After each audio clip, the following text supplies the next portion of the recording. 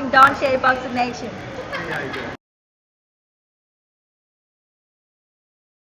I think you said his name wrong. It's Lomachenko, because he doesn't want to fight me. But it's, I feel like I'm ready for the fight.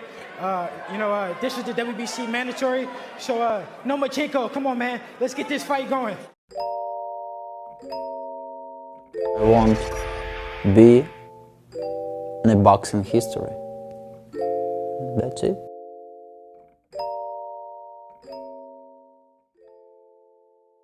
Dante's Boxing Nation, what's going on, guys? So before George Kambosos agreed to fight Devin Haney, he made it sound as if he was still trying to decide if he was going to fight Lomachenko or Devin Haney next. He always said he wasn't sure, but it was going to be one of them. But soon as Lomachenko was no longer available and he went to the Ukraine for the war, this is when George Kambosos came out and admitted that the plan was always to fight Lomachenko and not Devin Haney, because George Kambosos always felt that Devin Haney would be the most difficult challenge. And George, he turned out to be right, because Devin Haney beat him twice back to back, shutting him out completely. I remember when George Kambosos was promoting the Devin Haney fight, he did an interview, I believe, and he said something that was completely ridiculous. He said, once I get past Devin Haney, then the two real champions can fight against each other, which according to George was supposed to be him and Lomachenko. So because he said all these things about Lomachenko, I was really curious to get his take on the Devin Haney versus Lomachenko fight. And now that he lost twice to Devin Haney, his true feelings about Lomachenko and Devin Haney are actually coming out. It's a great fight. I'm not going to sit here and disrespect Lomachenko. Lomachenko is an unbelievable fighter as well, true champion as well. And for me, I just think Devin is just too big, too sharp, too strong. But that's why boxing is so good. I think just Devin is just getting better and better, and we'll win that fight. But again, I respect Lomachenko as well, and I still want to grace the ring with that guy. I want to be in the ring with Lomachenko, regardless of what he does and how he performs, and how he performed in his last fight against Ortiz, which we saw was very ordinary.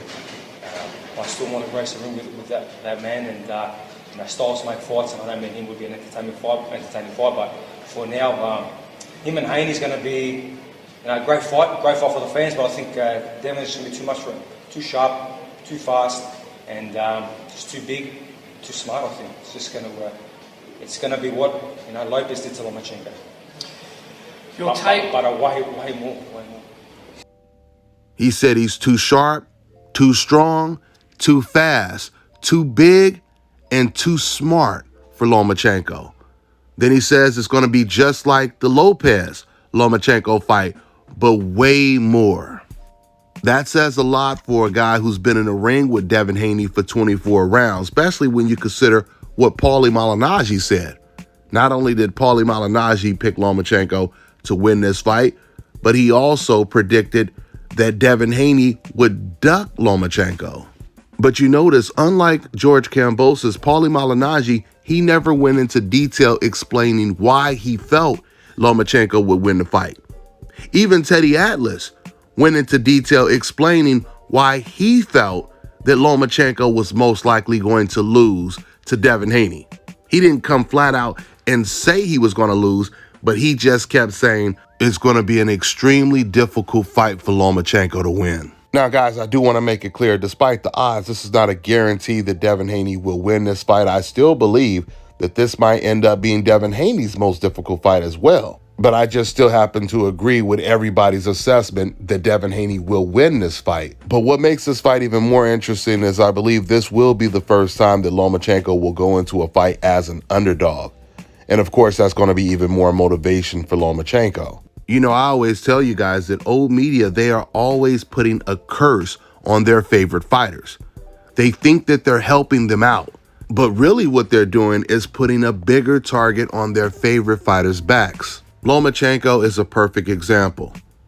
Old media members like ESPN and others, they insisted on disrespecting Devin Haney by putting Lomachenko on the pound-for-pound list and removing Devin Haney from the list. So all that did was made Devin Haney want to fight Lomachenko even more. You see, if old media didn't have this agenda and they just did the right thing, which is put Devin Haney on the list and never have Lomachenko on the list since he lost to Teofimo Lopez, Devin would have never even pursued a Lomachenko fight. He would have already moved up to 140 by now. This happens every single time old media puts some fighter, one of their favorite fighters, on the pound for pound list that doesn't deserve to be there or doesn't deserve to be ranked as high as they have him on the list. Speaking of that pound for pound list, you guys notice ESPN, they tried to be real slick when they quietly removed Lomachenko from their pound for pound list and replaced him with Devin Haney once they found out there was a very good chance that Devin Haney was going to be fighting Lomachenko next. But it's too late because the damage is already done. Old media has hyped up Lomachenko for so many years that now everyone wants a piece of Lomachenko.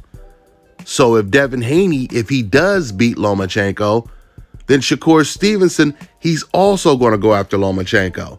And you hear even George Kambosos says he wants to fight him, which I believe that would be a very competitive fight for Lomachenko, which means Loma, he really has his work cut out for him. I'm going to wrap this video up. That's all I got for now, guys. I'm on to the next one.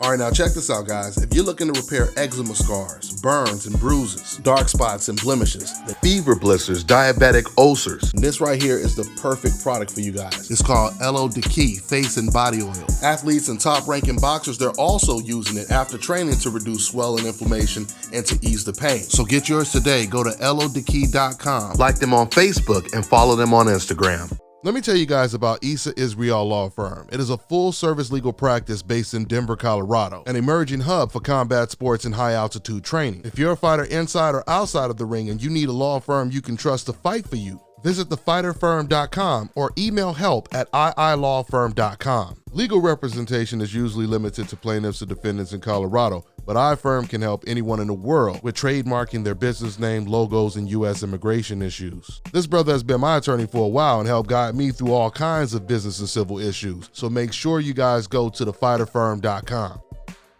Fellas, I've got some great news for you. If you've lost your hair or have a receding hairline, the time has come when you can finally get your hairline back through a process called scalp micropigmentation. So here's how it works. It's a hair tattoo that replicates the look of your hair follicles when you have fully shaved it down. So to get this hookup, make sure you follow and contact my man Scalp Carolinas on Instagram.